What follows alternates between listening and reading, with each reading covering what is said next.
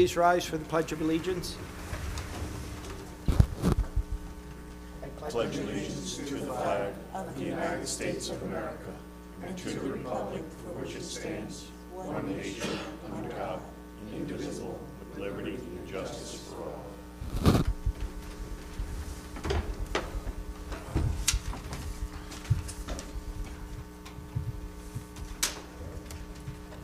First item on the agenda is the approval of the minutes from our September 22nd meeting. Do we have a motion to approve? Motion by Glenn. Second. We have a second? Second. All those in favor? Aye. Motion carried.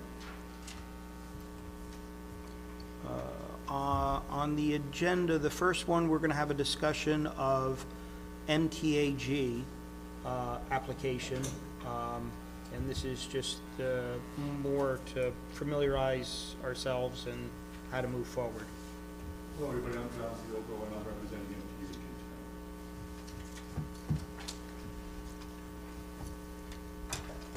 Any questions, or do you want to? Yeah, so John, if you can explain for the benefit of the board a little bit of the back history, because when we got this application, we're looking at C of O denial and notice of violation dated August 16 of 2024. There's reference in the application to a court order. No court order was included. It's my understanding there was some litigation. Was that in the form of an Article 78 or something else? No, so what happened is the building itself has been in the same location on this property for 50 years. He got legalized, he renovated it for living quarters, it was legal, was given a CO. What they found out is he built a little roof for the front porch, not even enclosing anything. The building itself is 50 feet from the property line, but when he built a little roof just to put a little protection over the front porch, that violated setbacks by 2.5 feet. So now the corner of that roof is 47.5 feet from the property line, violating setback. So since that happened, they gave him a violation notice and they withdrew the CO because of that situation. I know he hired another attorney, so they brought, Mr. Buckhead brought an enforcement proceeding here in town. They adjourned, I'm not representing him on the enforcement proceeding, Gary Goldstein is representing him on the enforcement proceeding. They secured an adjournment until, I'm not sure, I was retained today at 4 o'clock, so you'll have to bear with me. Sometime in November, they have another court appearance to check on the status of this application. We're hoping hopefully getting a variance for the roof line, the patio roof, that would then settle the issue with the town building department and what's going on in the building department. Okay. So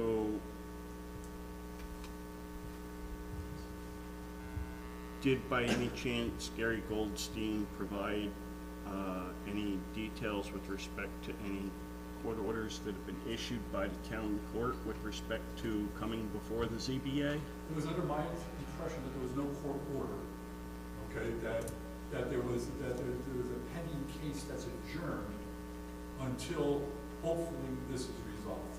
Okay. Because if a variance is granted, then that will make the enforcement proceeding in the town of Warwick.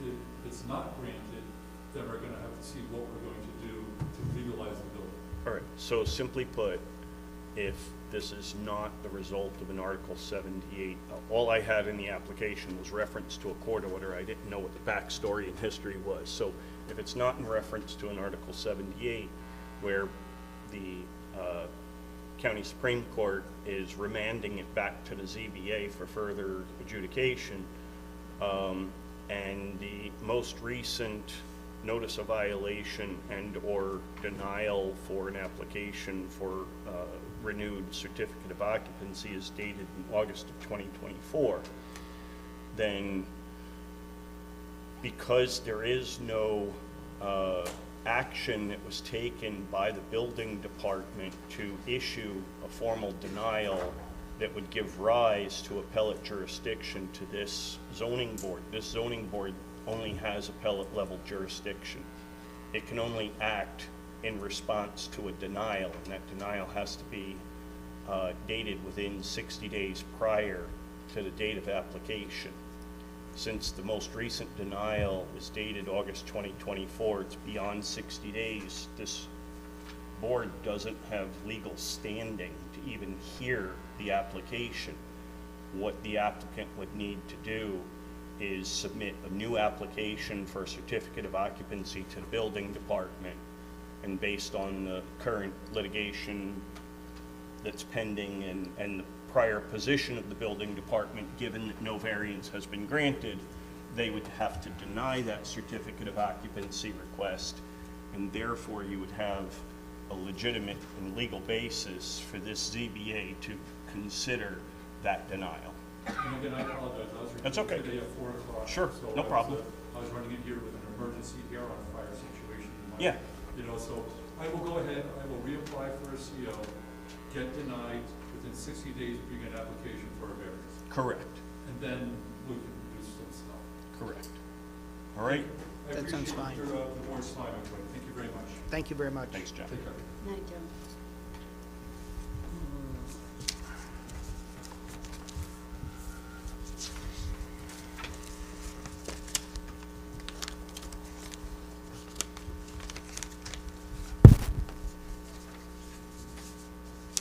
I lost my agenda, can I borrow yours? Just this.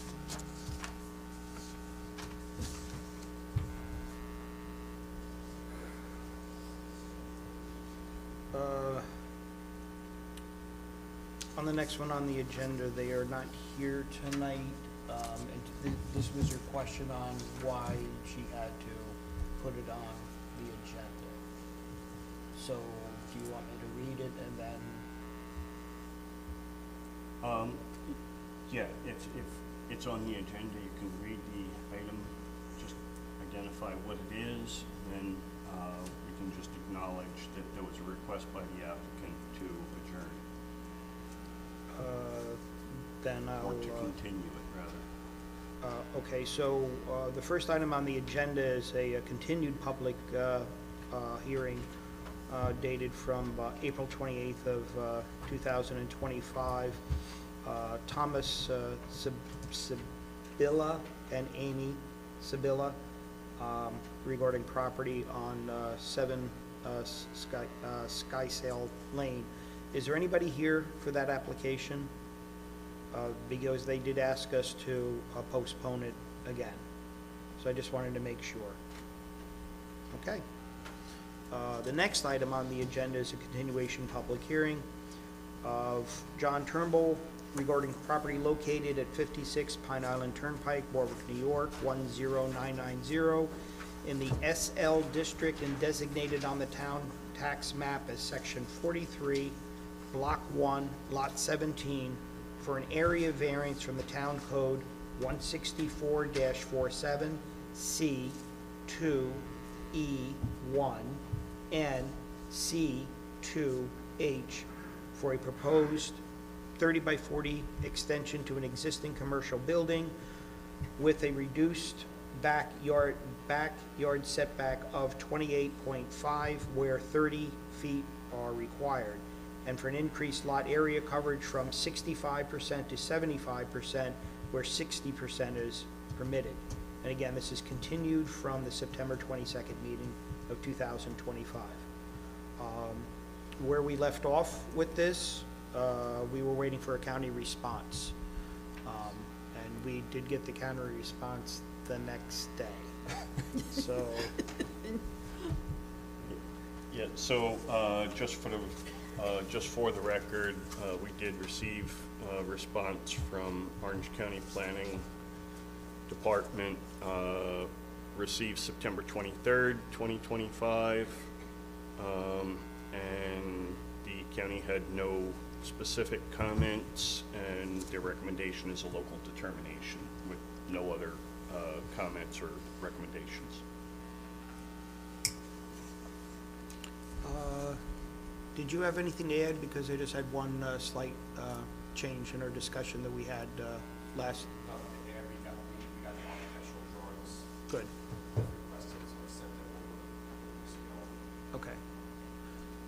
it was just a technicality after reviewing after the meeting.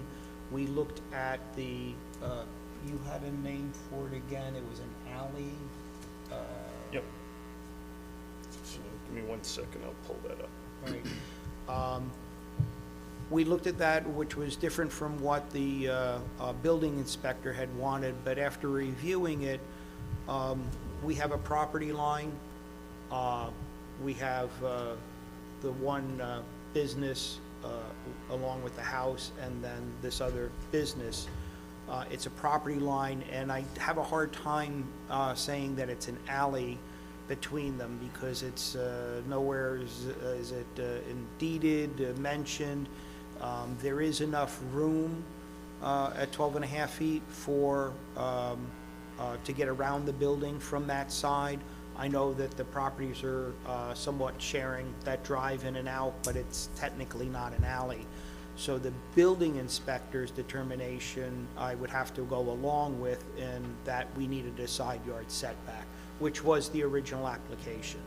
So we're always trying to find ways that we don't have to give variances if they're not needed.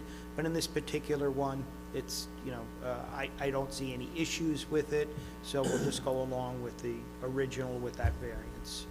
And does the rest of the board, because we did have some discussion, are we okay with that? Because I just don't see it being labeled or in any way right-of-way through someone else's property. It's not shared, et cetera. Chris Albert owns that drive. that drive, and I'm not sure if he has it owned in a different company or whatever, but it's Chris Albert owns that property. And again, that's the property line is 12.5 feet from the Turnbull's building, but they're constant. They're both sharing that space. But they need that to get to the building or the back of the No. building? No, they don't. They They do don't. not? They don't. They don't. I wasn't here. Yeah. So it's yeah. So that's, like I said, that's what we just as a technicality. I'd like to go along with the building inspectors. Thank you. So I would like to just add a point of clarification that the chairman was just referencing. The initial building department denial said that it needed a side yard setback variance, and initially in looking at the code, we were initially thinking it may not, unless the ZBA were to make a determination that this was in fact what's called an alley right-of-way. So under zoning code section 164-47 C2 E3, it provides that rear-loaded garages and carports have to have a minimum of 20 feet from the paved edge of an alley or 9 feet to the alley right-of-way. And so this is arguably, I think, you know, the ZBA would probably concur with my determination that this is a rear-loaded garage or carport. It's behind the main entrance, it's behind the main building rather, and it's a garage or carport for the storage of vehicles. So the only question is whether or not the side gravel drive on the, what is that, on the north side of the property, whether or not that constitutes an alley right-of-way. The chairman has suggested that it's not an alley right-of-way. Can we get any further discussion and a motion to determine whether or not this is an alley right-of-way or not? This one. Correct. If not, then we need the additional variance for the side yard setback, because the proposed building is only 10.8 feet from the edge of the property line, whereas otherwise it would require 20 feet. I'll make that motion. We have a motion to determine that it is not an alleyway. Do we have a second? I'll second. Okay, now with that, we'll have the discussion. Again, there's nothing, there's no deeded right-of-way, there's nothing on paper to show that this is, that there is an alleyway. It is simply a property line, and it just happens that it's shared by both property owners. I believe there was some testimony that even said that the entrance. they realize that the distance is tight and that they're gonna have to be going in and out the other side as soon as, if Chris ever sells, and they can refuse him the right to, to use that property. So he does have access to his property. It's convenient now, but, by us making that determination that it is, seems to also give him a right to use it at a later date. And I just find it hard to believe that, with the definitions, that we could say that it's an alleyway. So, so we have a motion and a second, and that motion was that it was not an alleyway, okay? How do we vote? Bill? That's not an alleyway. Correct, okay. Diane? I made the motion, yes. Okay. I'm saying yes, it's not an alleyway. Okay, okay, all right. Just a technicality and just for the future.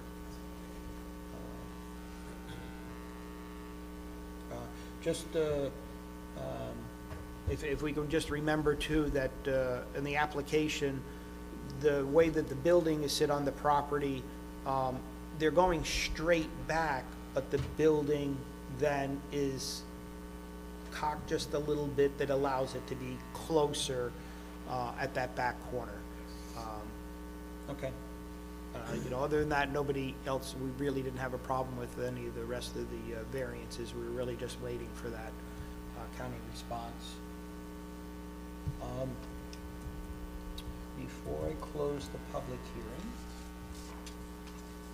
I want to see where I'm at.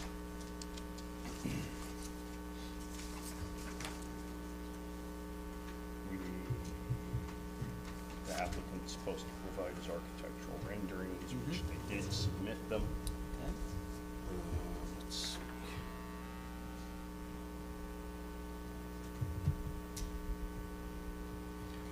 So Brian, you want to just give the board a quick summary of the sizes and elevations, because I don't believe that all of the board members had an opportunity to review these elevations.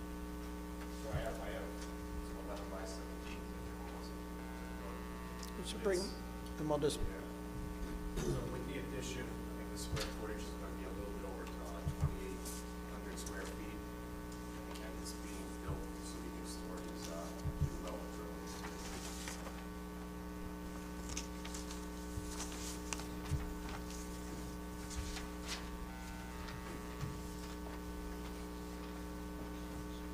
So this is the existing, and that's the addition.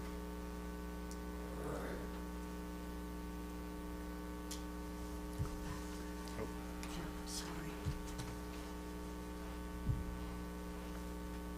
So it's the same height as this?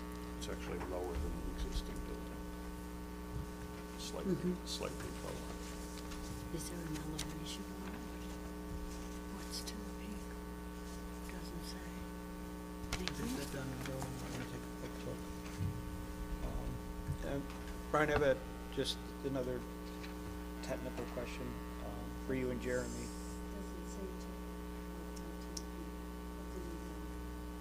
It's, It doesn't say.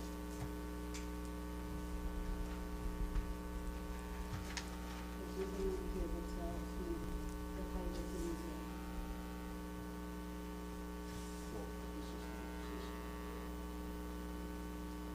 I agree with you, I don't see any elevation. There's no that elevation identifies on to there. the peak, but it's lower than the pre-existing. yeah. It's really deep. It just, Brian had said, and it's, our concern is it's way under the 35 feet that's allowed. And I don't believe it's as tall as the other It's building. not Yeah. below.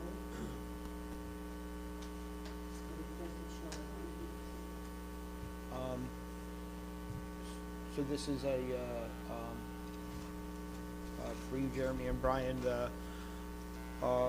The one variance is on the build-out of the property, and on the calculations, I was always under the impression that blacktop was included in the build-out of the property, and there really isn't. We're really looking at more gravel than anything else. So, with that said, do you just concur on the build-out, because there's a lot of gravel that could be blacktop that we're not? Yeah, I just concurred on the submission of the application. If you're talking about lot area coverage? Yes. Yeah, from an existing lot area coverage from an existing 65% to 75%, where only 60% is permitted. Okay. All right, I just, again, if it were blacktop that's gravel, you'd be over the 75%. And it's just that we've always determined that the gravel does not include for build-out. But we have blacktop, we have. Okay, sidewalks, yeah, so,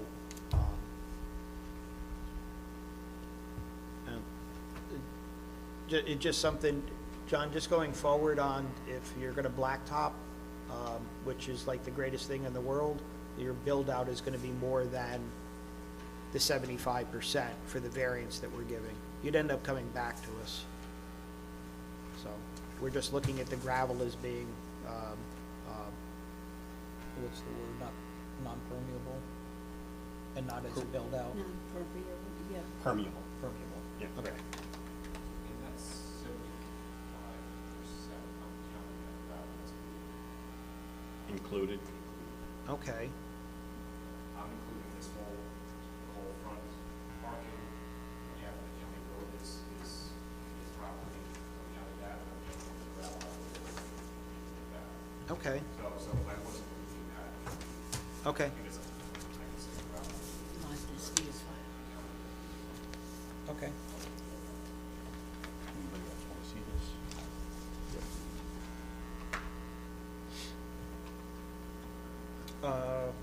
We jumped ahead, so, Or here? yeah. But we had already opened it up to the public. But we Brian, did- do you have anything else that you wanted to address to the board as far as a summary of the application? Okay. I guess we'll be looking at green variances, a side yard, rear. And the lot coverage. All right. So then the proposed application, given the square footage that's presented, is in fact under 4,000 square feet, and therefore this project would qualify. It's a commercial it's a commercial facility, less than 4,000 square feet, so it would qualify as a type 2 action under seeker section 617.5C9. Does anybody care to make a motion typing this action as type 2 with no adverse environmental impact? So move. Motion by Diane. Second by Bill. Any discussion? All in favor? Aye.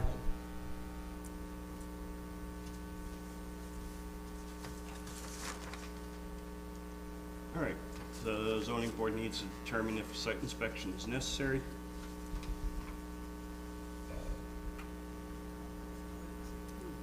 Yeah, I think everybody was familiar with it.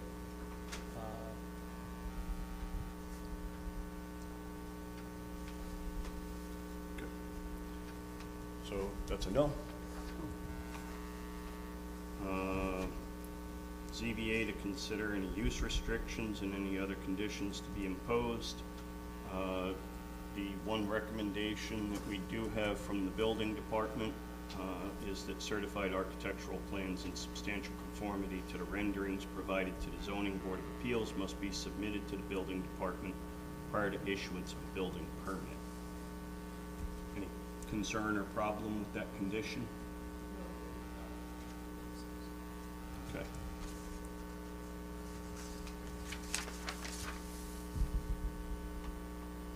Okay. If there's no other discussion, we'll close the public hearing.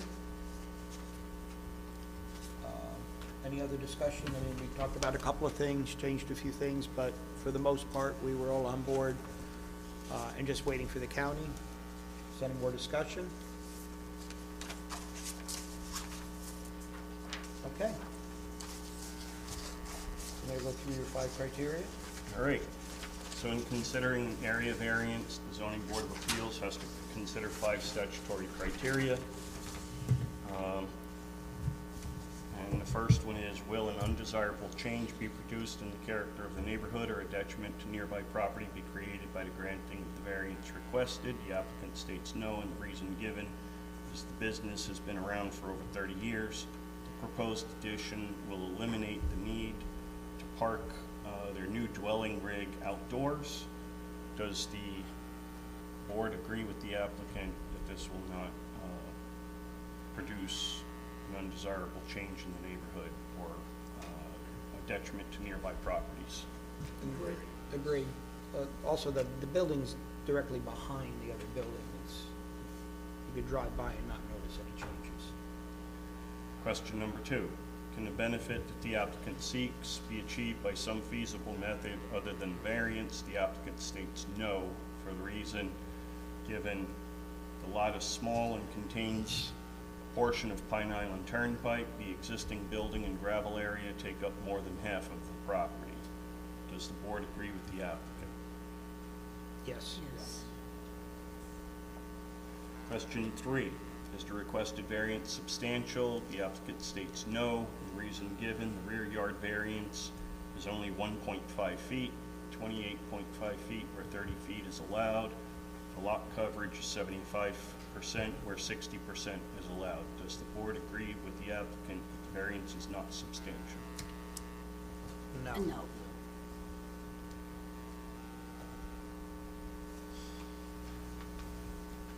All in agreement there?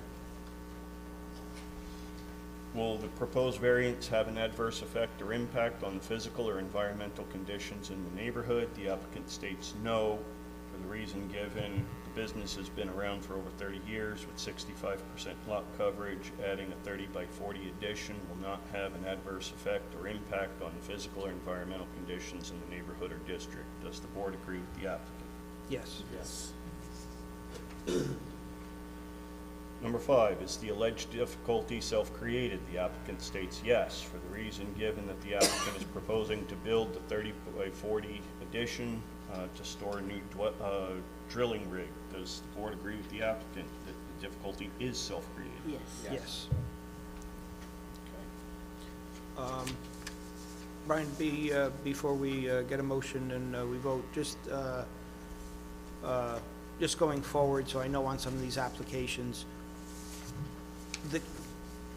the county road still, you technically own. Usually there's a, at some point, there's a taking, and it's usually during a subdivision that this happens. Or dedication? Or dedication, I should say, but it's so unusual to see an application, and especially with the county road and it not being dedicated yet.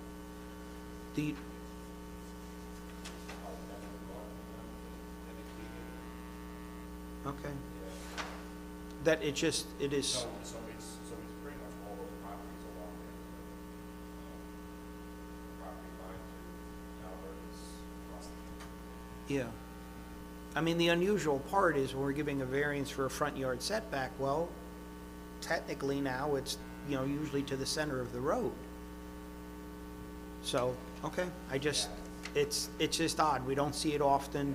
Usually it's gone before the planning board and they've eliminated it then.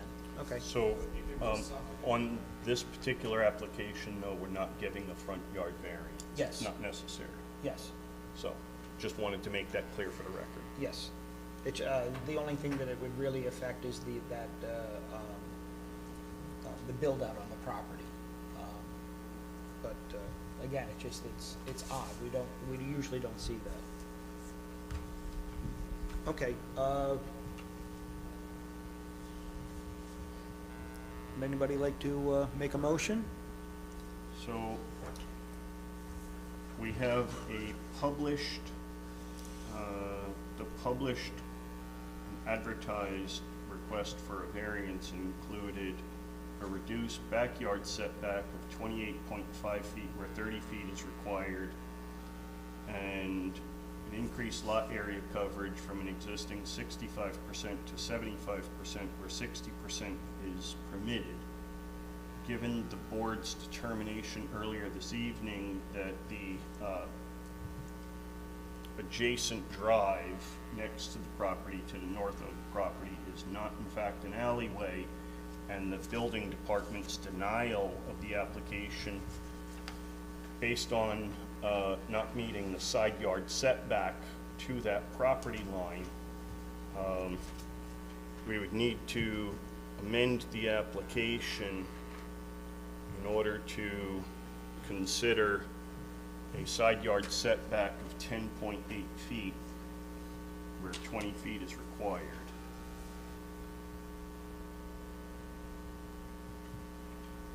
Do we have a motion to amend the application to add a variance of 10.8 feet where 20 feet is required?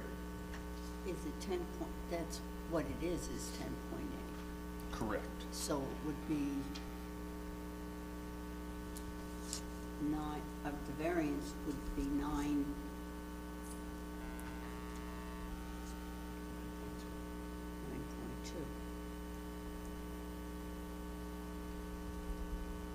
Side yard True. variance Right. of 9.2. That's the distance. That's the distance. The question that I'm presenting, though, in terms of stating the permissible setback, instead of saying that we're giving a 9.2-foot variance, we would state for the record that they're seeking side yard setback variance where it's only 10.8 feet where 20 feet is required under the code. Okay, so the variance is going to read that it's 10.8 where 20 is, Correct. That's the way it would have been written had it been published. okay, and that's how it'll be written in the documentation. Correct. Okay. So, And in addition, we have the condition that certified architectural plans in substantial conformity to the renderings provided to the ZBA must be submitted to the building department prior to issuance of a building permit. So do we have a motion to amend the variance requested I make a on motion. the side yard setback variance? we have a motion by Aaron, do we have a second? Second. Second by Diane. Any further discussion? All in favor? Aye. Aye. 5 ayes. Okay. And would someone care to make a motion granting or denying the variance as amended? I make a motion that we grant the application as amended. We have a motion by Diane, do we have a second? I'll second. Second by Bill. Any further discussion? If not, how do we vote? Aye. 5 ayes. All right. Excellent. You'll get a determination within a week. Thank you.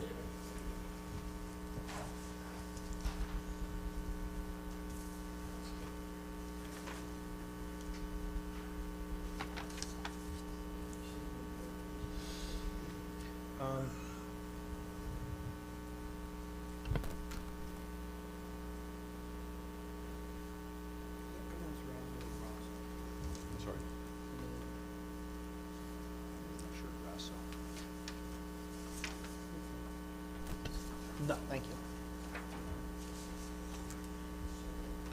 The third item on the agenda is public hearing of John Razzo. Okay. Regarding property located at 12 Demarest Road, Warwick, New York, 10990, in the RU district and designated in the town tax map as Section 33, Block 1, Lot 4.1, for an area variance from the town code 164-40N, and 164-41A4 for the construction of a proposed 8x20 shed with no electric, 40 feet from the property line where 75, from the front property line where 75 front yard setback is required. Thank you very much. Thank You're you. welcome. Good luck with the new rig. Do you have mailings? Did you already receive mailings? You have, I'm John's nephew, so I'm up here just to help. okay. Yes, but there should be receipt stubs.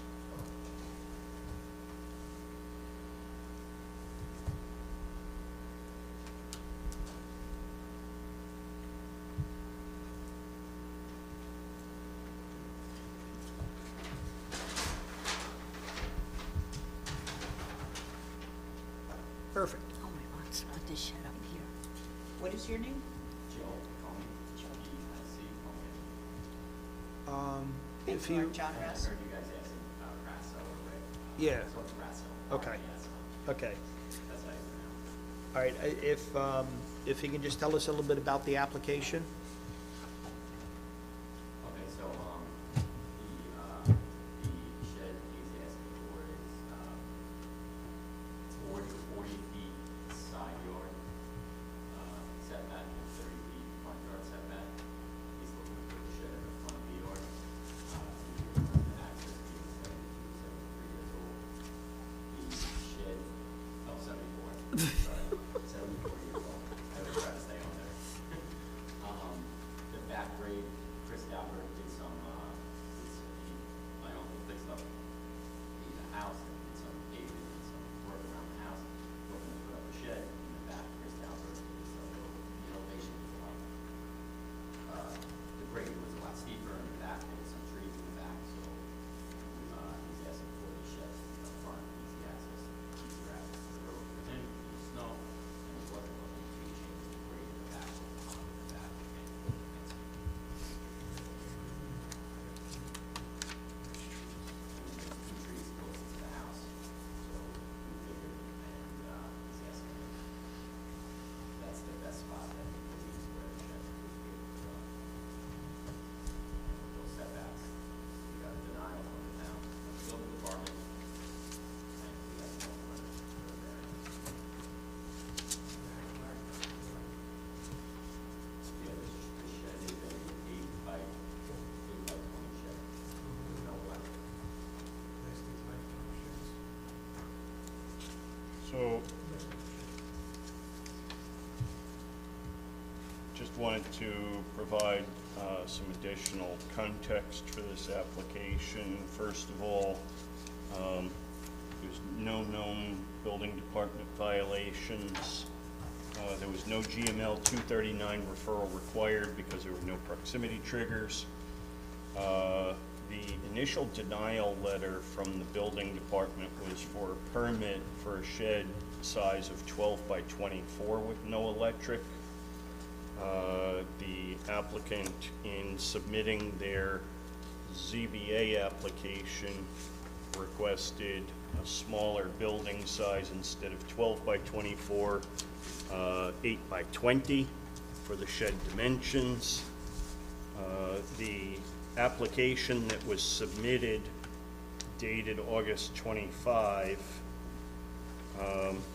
had a site plan showing shed dimensions of 8 foot by 20 foot with a 40-foot front yard setback and a 40-foot side yard setback.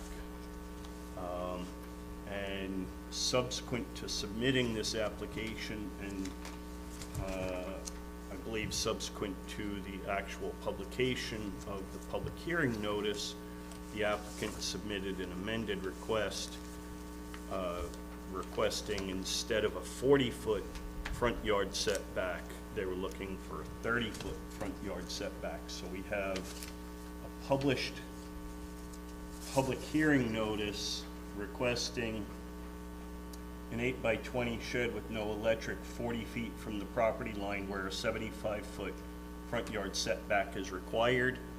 And the applicant subsequently submitted a revised site plan requesting a 30-foot front yard setback instead of a 40-foot front yard setback as published. So that's your background.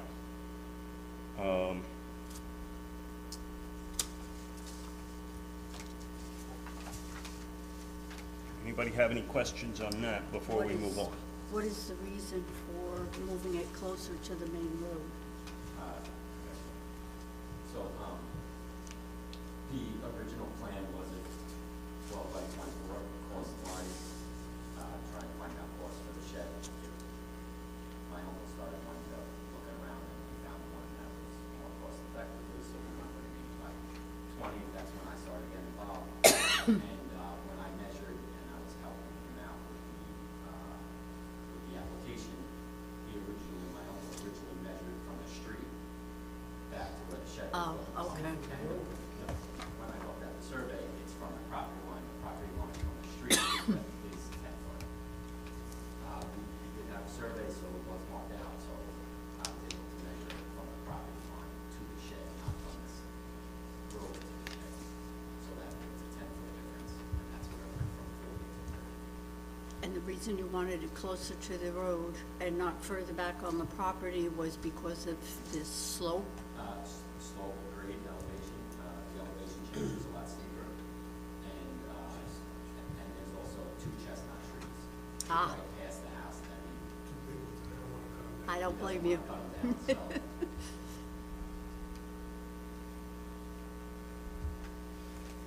Which I don't like. No.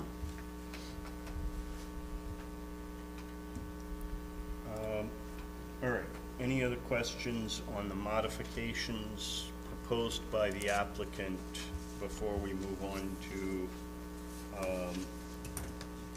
items identified on the short form EAF? You need a motion to change the application. Not at this time. Okay. We're still just in the discussion phase. We haven't even opened the public hearing yet. Okay. Any other questions on that?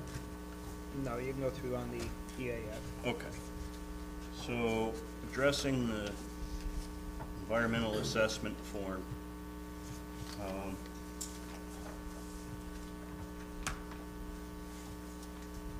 Question number 1, does the proposed action only involve the legislative adoption of a plan, local law, ordinance, administrative rule, or regulation? It was not answered. I can tell you that's not the case. Are you okay with me amending your short form environmental assessment form to check no for question number 1? Okay. Question number 2, does a proposed action require a permit, approval, or funding from any other government agency? I don't believe that it does. Are you okay with us checking it because it wasn't answered? You okay with us checking that as no?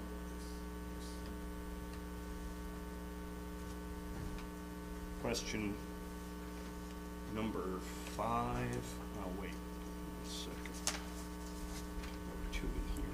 I'm marking the wrong one. Here we go.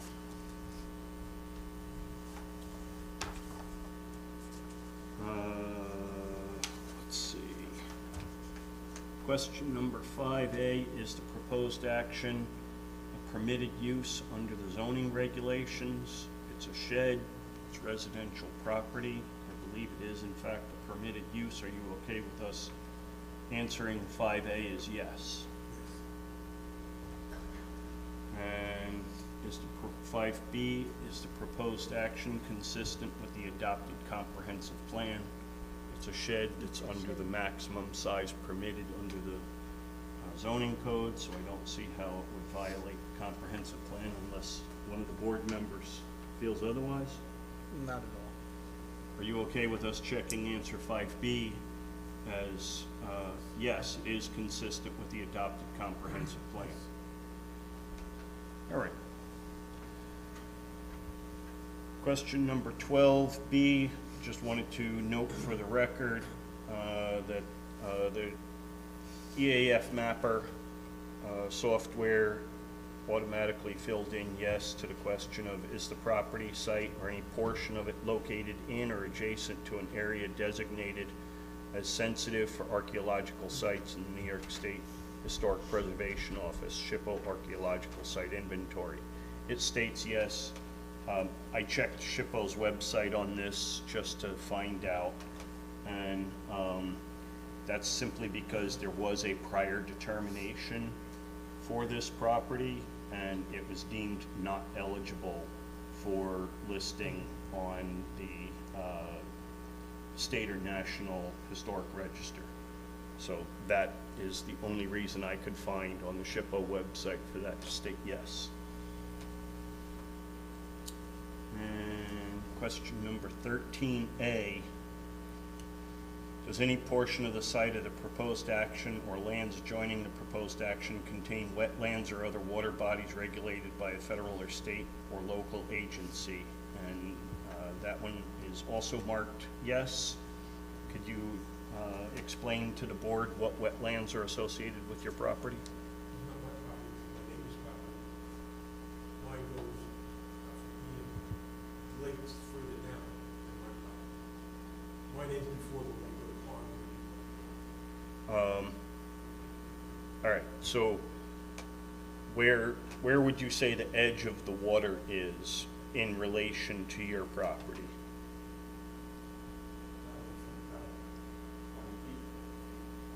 Okay, so there's a 100-foot wetland buffer to a lake like that, right? Because you're over by the lake, it's more it's not as steeply sloped, right? So you have approximately a 100-foot wetland buffer that comes up on the back of your property. Is that wetland buffer anywhere near the front of the property where the shed is to be built? Okay, so I don't believe that's a concern. Question number 14. Again, it wasn't filled in, and this is just identifying the typical habitat types that occur on or are likely to be found on the project site. So we just discussed wetland, that's one of them. Would you agree that it's a suburban community? It's not urban, like city built, right? Would you agree it's suburban? Yes. Okay. And would you agree, given that you're surrounded by an ag district, that it's also agricultural and grasslands? Okay. You okay with me checking those boxes for you? And number 15. Does the site of the proposed action contain any species of animal or associated habitats listed by the state or federal government as threatened or endangered species? The EAF mapper checked it as yes and identified Indiana bat. So that's a very common concern in this area. Are you familiar with the Indiana bat regulations? Okay. The Indiana bat regulations essentially say that from October 15 to April 30th, you're not allowed to cut down any tree that has a diameter of more than 18 inches at breast height. You understand that? Yes. Okay. So if this application were to be granted, you understand that you would be prohibited from cutting down any tree that size without having it inspected by DEC first. Okay. No trees to be cut down, sir. Okay. All right. Okay, with that, we're gonna open it up to the public. Is there anybody from the public that would like to address the application? Okay, the public hearing's gonna remain open. So the application, given that it's just the construction of a new shed, it doesn't exceed the size limitations under the zoning code that are permissible, and therefore it would qualify as a type 2 action under seeker section 617.5C, subsections 12 and 16. Would anyone care to make a motion typing the application as a type 2 action with no adverse environmental impact? Under what? Wait a minute. Here it's, no, different one.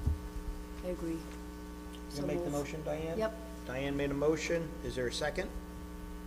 Second. I missed who seconded it. Second. Glenn seconded. Any further discussion? How do we vote? Aye. Aye. 5 ayes. 5 ayes and no Ts? That's correct. Okay, the zoning board needs to determine if a site inspection is necessary.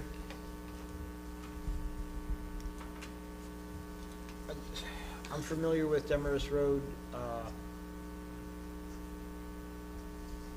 I know that there are some places close by where they're not meeting, and not as an accessory structure, but they don't meet the front yard setback.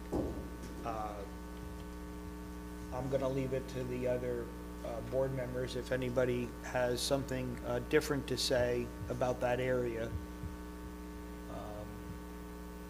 What I'm saying is there are some buildings, dwellings that are within the 75 feet. Because some of the older buildings, it was 50 feet prior to that. Is this one gonna be a little bit unique at 30 feet? Yes. Is there a chance, are there trees in front of where you're putting it? So you wouldn't actually see it from the road? Well, there's trees on the road. Okay. Where the wall is. Where the stone wall is, where the property line is, not from the street. So from the property line about 15 feet in is probably 50-foot pine trees. The front yard is lined The front yard. It's lined with trees. It's lined? Yeah, the whole front. So you see the stone wall is here, separating the road from the property, along the property. It's right on Pine trees, right on the inside of the stone wall? Yeah. Yep. pine trees, so no leaves fall off those. No, it's all pines. It'll stay, Okay. won't get around. Okay.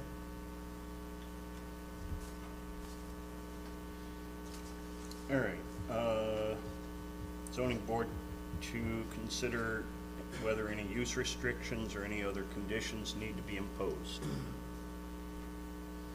No, No, yeah.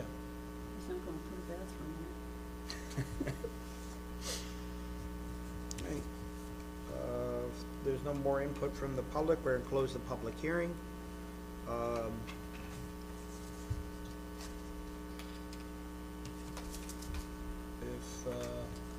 If there isn't any more discussion on the application, if somebody would like to make a motion, then we'll have some discussion on that motion. I'll make the motion. Diane, you're making a lot of motions. You're I doing know, great. nobody Okay. else is speaking Well, up. Diane- We need to, Oh, we have to go through our 5 criteria first, I'm sorry. so for the ZBA to grant or consider an area variance, they have to consider 5 statutory criteria. First question is, will an undesirable change be produced in the character of the neighborhood or a detriment to nearby properties be created by the granting of the variance that the applicant is requesting? The applicant states no. Reason given, it's minimal visibility of the shed from the street. Does the board agree with the applicant? Yes. Yes. Question 2, can the benefit the applicant seeks be achieved by some feasible method other than the variance? The applicant states no, with no further explanation. Does the board agree with the applicant? There was, the steepness in the back, in order to set it to the side or in the back of the property would be difficult.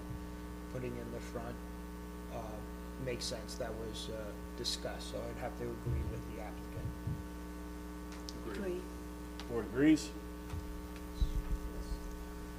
Question number 3, is the requested variance substantial? The applicant states no, with no further explanation. Does the board agree with the applicant? No. No.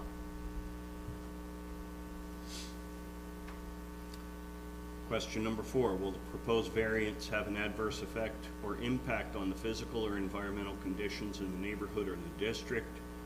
The applicant states no, with no further explanation. Does the board agree with the applicant? Yes. Question number 5, is the alleged difficulty self-created? Yes. Yes. Yes.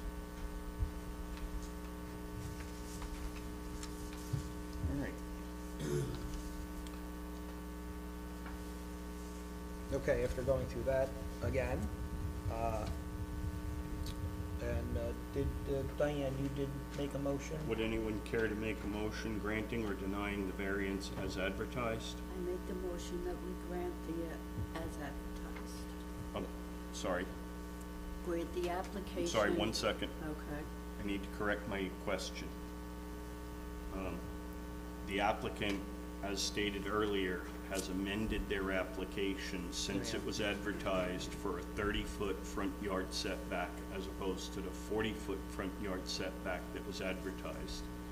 So, Diane, are you making a motion to grant the application as advertised with a 40-foot setback or a 30-foot setback as amended?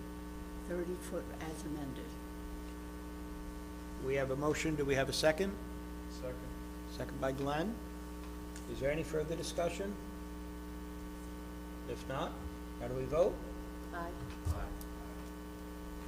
Aye. We have 5 ayes.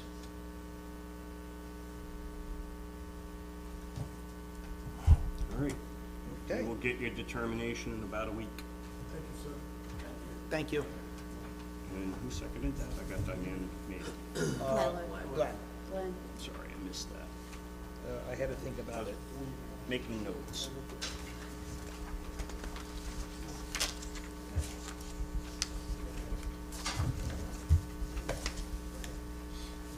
good night. Good night. Good luck. Good night, all. Good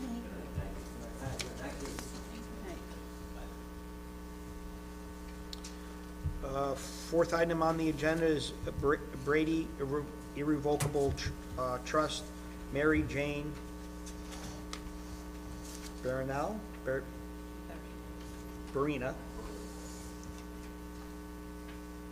Roll, trustee, and Mark and Pamela DiGiulio. Thank you.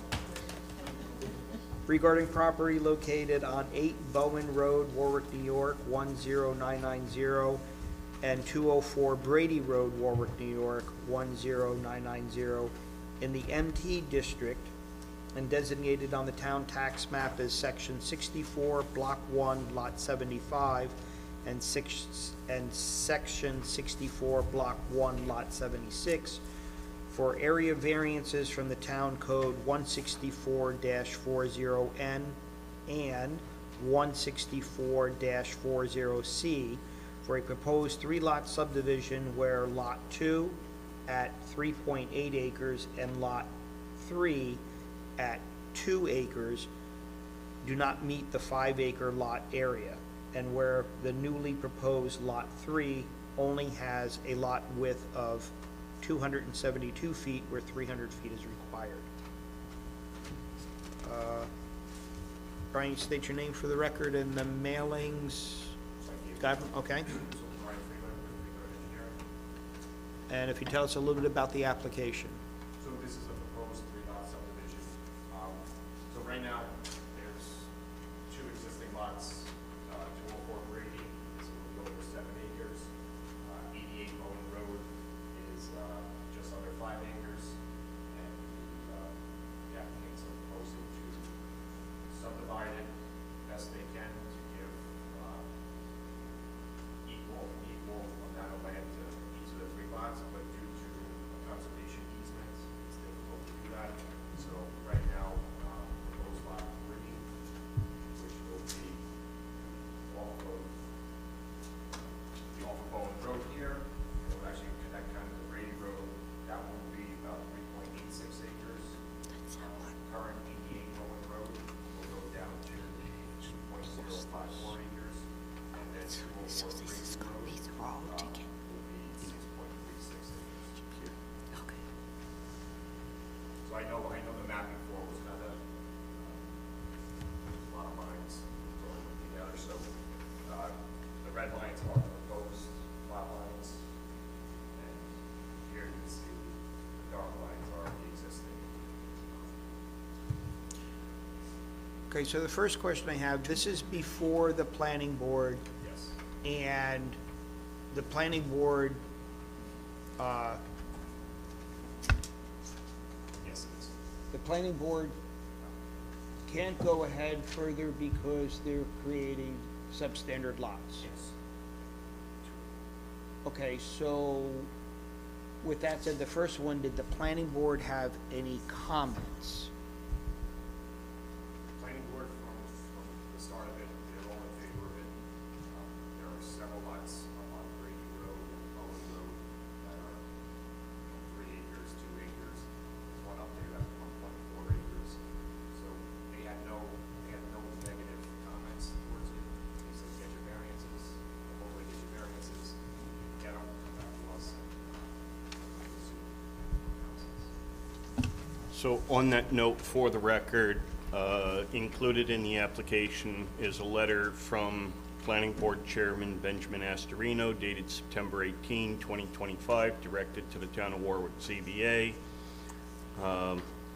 It states, at the Planning Board meeting of September 15, 2025, the Planning Board discussed the Brady and DeGuilio 3-lot conventional subdivision and lot line change for 2 existing dwellings located on Bowen Road and Brady Road, with a new proposed dwelling to be located on Bowen Road, aka Mark and Pam DeGuilio subdivision, situated on tax parcels section block and lot number 64-175 and 76, parcels located at 88 Bowen Road and 204 Brady Road in the MT zone and the Ridgeline Overlay Number 2 district of the Town of Warwick.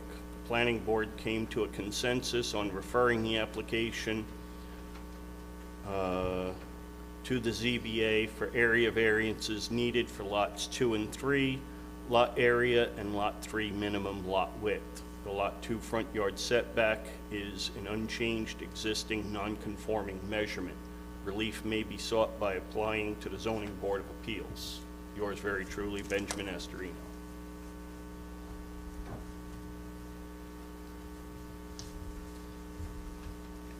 So, additional background. There are no apparent building department violations. No GML 239 referral is needed because of the subdivision exemption. The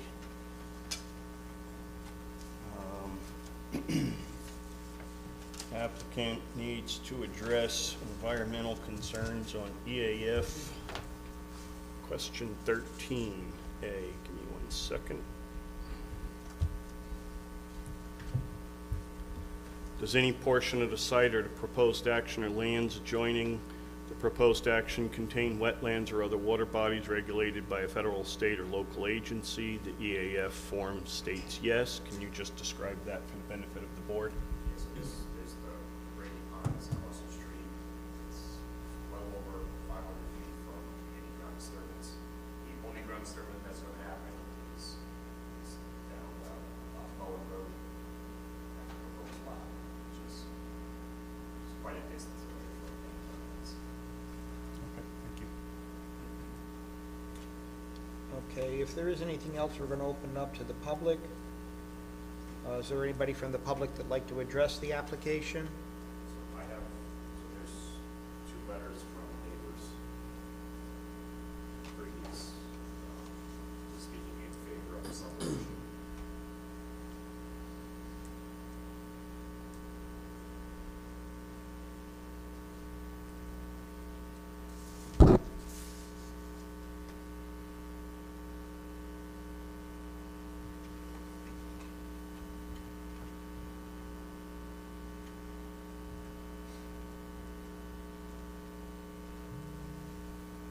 Okay. Read them, Like you said, read them, we didn't get, okay, I was gonna pass them out, but if not, you want me to read them. To the Warwick ZBA, please be advised that we are hopeful that this lot is approved for Mark and Pam Brady, and on the DeGuilio? DeGiulio. DeGuilio, sorry. DeGiulio. My apologies. Before our family went PDR to give Warwick an exceptional, welcome, embracing gateway into our town. We were promised a building lot for each of our families. Unfortunately, we did not get it in writing. Since that, this was the only way. Phil Brady's daughter, Pamela DiGiulio was the only family member who did not benefit, and we are hoping that the final approval for this building lot.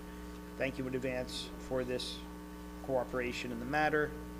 Thomas and Patricia Brady, 81 Bowen Road.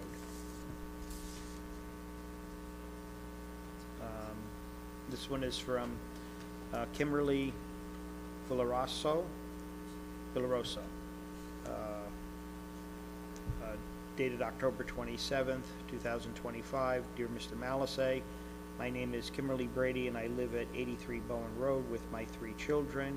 I was notified about your zoning board of appeals of the Town of Warwick public meeting to discuss the subdivision of the property across the street from my home. I would like the Town of Warwick and zoning board to know that I am not opposed to the Brady's and/or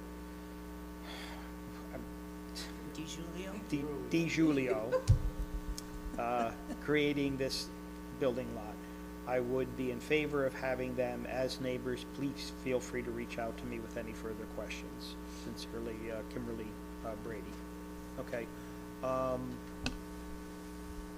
was going to ask when you said it, but it was kind of brought up, and also by attorney, conservation easement. So the Brady Farms in PDR. And so were these properties, were they in any way part of that PDR? So the only thing that's a part is there's a conservation easement located completely on 204 Brady. Okay. And in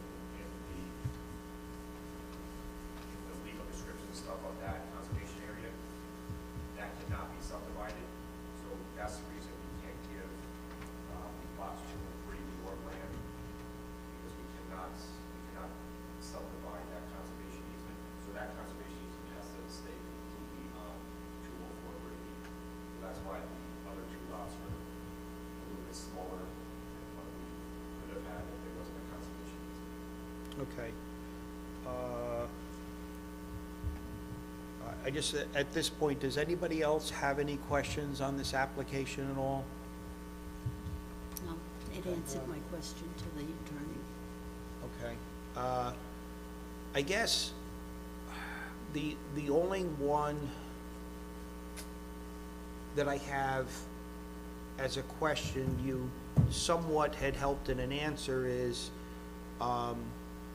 we have 2 lots, we want to create 3, and you need variances, and I'm going to say quite a bit for 2 of those lots in order to do it. We have zoning for a reason. So when an application asks something of us, the first thing that we're going to look at is the character of the neighborhood, because these variances, to me, are pretty substantial.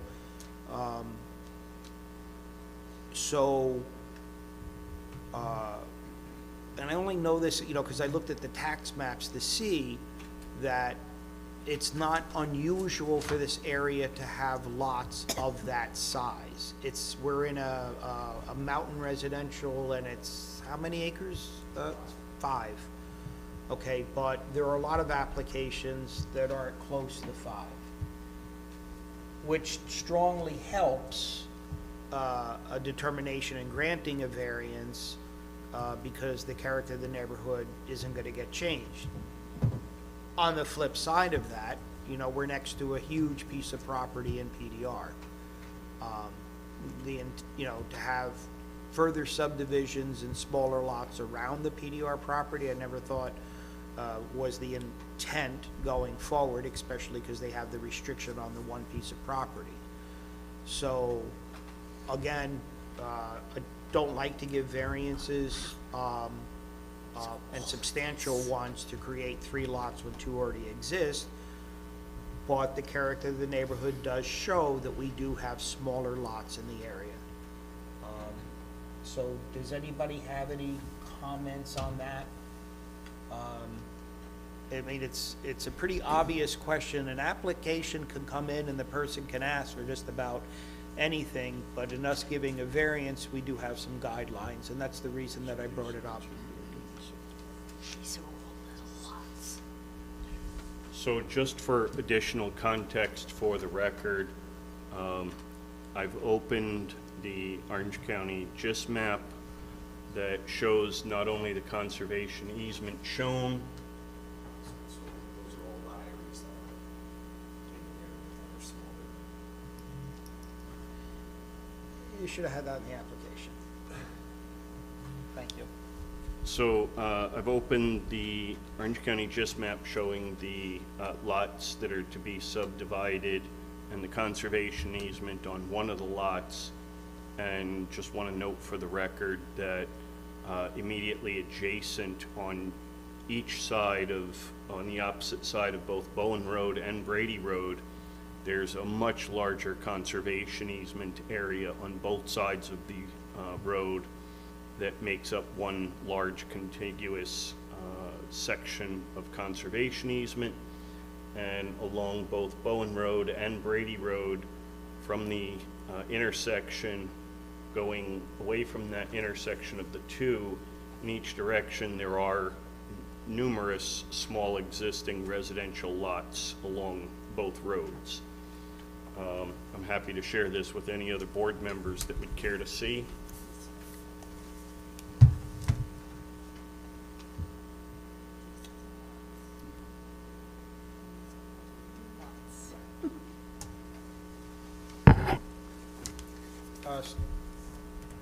Some of these lots have actually come before us for a subdivision.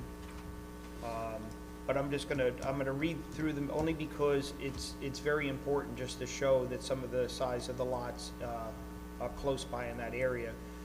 We have 71 Bowen Road at 2.5 acres, 73 Bowen Road at 1.4 acres, 83 Bowen Road at 3 acres, 112 Brady Road at 3.4, 112 Brady Road 3.2, I'm sorry? 212. Okay, 212 Brady Road at 3.4,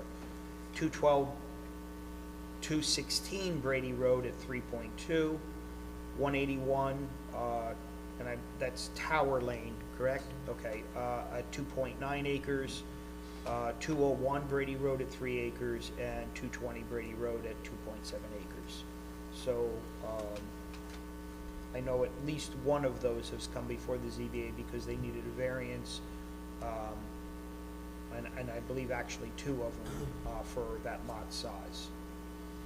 Okay, so again, I just gave two sides to the coin as far as it's very substantial in subdividing the property to create 3 lots. I would like to hear from the planning board that if they said something to the effect of, if we were to create 3 lots, that this is something that's acceptable to them, as opposed to just getting a variance from us, because we don't do that end of the work for, because I'm under the assumption now that perk tests were done, and because of certain areas, then lines could be in certain places, and again, that's all to them. So if they came before us and they said, hey, we accept this, if you guys were to give a variance, it would help. But the other side is a bunch of smaller lots in the area, so the character of the neighborhood, which is going to be one of the questions coming up. Okay? So before we go too much further, the zoning board needs to discuss seeker, and given that these are simply lot area and lot width variances, it does in fact qualify, of a subdivision, it does in fact qualify as a type 2 action under seeker section 617.5C, subsections 16 and 17. Would anyone care to make a motion typing the action as a type 2 action with no adverse environmental impact? Other than Diane. Really? I'll make a motion. There we go. Bill? Dude. Aaron in a second. All in favor? Aye. 5 ayes. Okay. The next was on the determination of a site inspection. For most of us, it's very difficult to drive and know the lot areas, but after going through the list of them that are close in that proximity, we know that there's quite a few of them, so it does fit in the character of the neighborhood.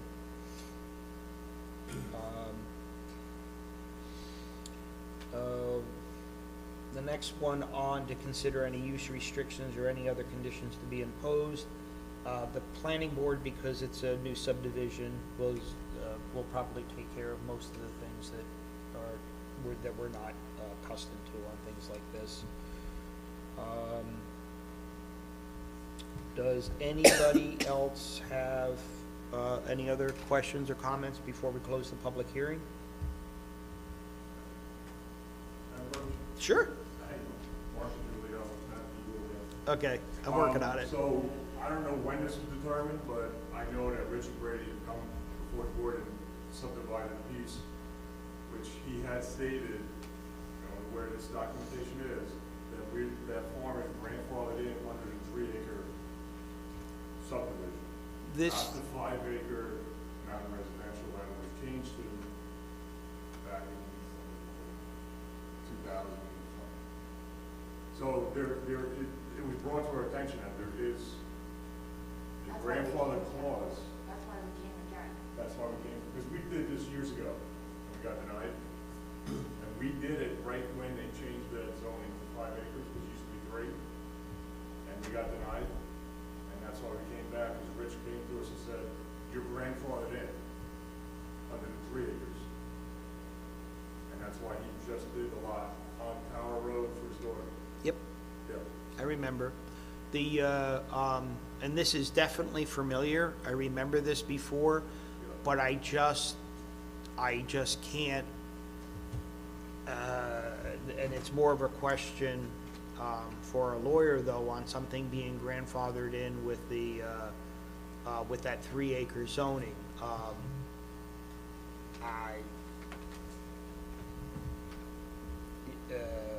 It just isn't something that's common. Right. But So unfortunately, as counsel, I can't comment on it because there was nothing submitted with the application that specifies that these parcels are in fact grandfathered in any way, shape, or form under the prior zoning code for 3 acres. I'm not saying that there isn't some representation that was ever made on behalf of the town. I do not know. I'm not aware of it, and there was nothing submitted with the application, so I can't rely on that. now, with that said, just in the discussion that we had, I think the board seems to be in favor for granting the variance.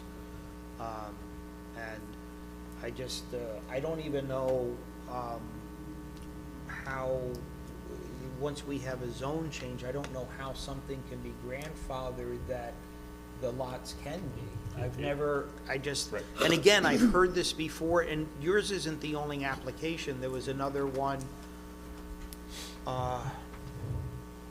with the Pioneer Farm had a very similar application where the lots were allowed to be 1.5 acres, And for the record, it could be perhaps that it's spelled out in your conservation declaration that was recorded. But since it's not here in the record before us, we can't reference or rely on it. But like I said, I am speaking for the board. I think the board is in favor of the application, so, but like I said, I'm glad you brought it up, and it's, like I said, it's definitely not the first time that we've heard it. And especially with the Brady Farm, and I do believe the last one was it Tower Road that was that subdivision? Yeah. Okay. Thank you. Okay, I just forgot where we left off. So we're gonna close the public hearing. And you're gonna go through your list of 5. So in considering it variance, the zoning board has to consider 5 statutory criteria. Question number 1 is, will an undesirable change be produced in the character of the neighborhood or a detriment to nearby properties be created by the granting of variance requested. The applicant states no. The reason given is the size of the lots are consistent with those in the immediate area. It will not be out of character with the area and neighborhood. Does the board agree with the applicant? Yes. Yes, great. Question 2, can the benefit that the applicant seeks be achieved by some feasible method other than the variance? The applicant states no, and the reason given, due to restrictions within the conservation easement, it is not feasible without variances. Does the board agree with the applicant? Yes. Question number 3, is the requested variance substantial? The applicant states yes. Do I even have to give the reason? Nope. Does the board agree with the applicant? It's Yes. substantial, yes. Question number 4, will the proposed variance have an adverse effect or impact on the physical or environmental conditions in the neighborhood or district? The applicant states no, for the reason that the proposed subdivision will not have an adverse effect or impact on the physical or environmental conditions in the neighborhood or district. Agree. Does the board agree with the applicant? Yes. Yes. Last, question number 5, is the alleged difficulty self-created? The applicant states yes, for the reason the applicants are proposing this subdivision in order to create a building lot for a family member. Does the board agree with the applicant? Yes. Yes.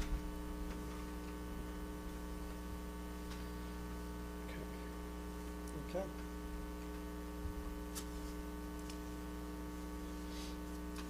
Do we have any further discussion? And if not, if somebody would like to make it into a motion? May I? Yes, you may. Are you granting or Yeah. denying the Make variance a motion to as grant advertised? to grant the application as written. Okay, do we have a second? Second. There we go, Aaron with the second. Any further discussion? If not, how do we vote? Aye. Aye. 5 ayes? All right. Thank you. Get your determination in about a week. Oh, yeah, for the record. Yes. Take care, Good night. thank you.